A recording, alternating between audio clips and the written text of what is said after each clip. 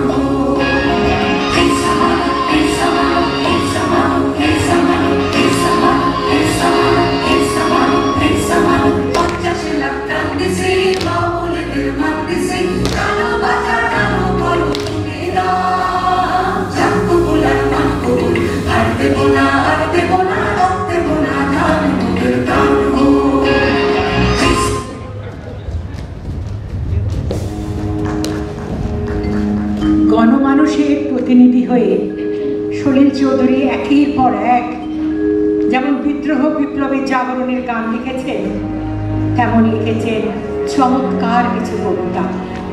তার মধ্যে যেমন এই কবিতাটি, আসুন আসুন, কার তাজা মাংস চাই, হাতে যেন থাকে খাঁটি খদ্দেরের থলি, ভীষণ সস্তা মাংস নিয়ে যান ভাই, অহিংসার হাড়ি কাঠে দিয়েছি বলি, পরম সাত্বিক মাংস গঙ্গা জলে ধোয়া, রামধুন গেয়ে গেয়ে তবে বলি দেওয়া, সর্বভাষী মাংস পাবে সব দেশি পাঠা, পাঞ্জাব, সিন্ধু, গুজরাট, মারাঠা, 3 রঙা খাড়া দিয়ে সব মাংস কাটা, যৌবন বিলাসী এসব নেবে তো এখন, গর্ভবতী রমণীর রক্ত মাখা ভ্রূণ, বাৎসল্য রসিক যদি থাকো কোনো জন, কচি শিশু মাংস পাবে সত্য করা খুন। ভয় নেই, আমাদের সব মাংস নিরামিষ, সর্বত্রই ব্রাঞ্চ আছে, দিল্লি হেড অফিস।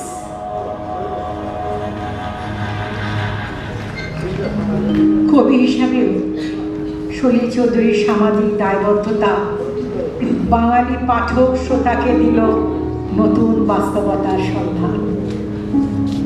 সলিলের গণসঙ্গীত ক্রমেই কালের সীমানা পেরিয়ে মহাকালের সহযাত্রী হয়ে এগিয়ে চলেছে আজও। বিশেষ কোনো রাজনৈতিক দলের মুখপাত্র হয়ে সলিলের কাব্য ভাষা কথা বলে না। খেটে খাওয়া মেহনতি মানুষের স্বপ্ন ও কল্পনার ভাষা হয়ে রইল এই কবিতা ও গান। যখন সমস্ত জনজীবন ম্লান হয়ে পড়ে, যখন অন্ধকার মনে হয় চারপাশটা, ঠিক তখনই একটা জাতির চিরন্তন সংগ্রাম, বেঁচে থাকার আকাঙ্ক্ষা, নতুন জীবনের জন্য অপেক্ষা, সে অপেক্ষার রঙে মিশে থাকবে এক চিলতে আলো। আমরা সেই আলোর পথে এগিয়ে যাব আমাদের সততা, বিশ্বাস ও মানবতার প্রদীপ জ্বালিয়ে। আসছে বলে নাহলে যেটা মতো না, তুমি যেটা বলছিবেন এটা এখানেও আসছে, জানো কি?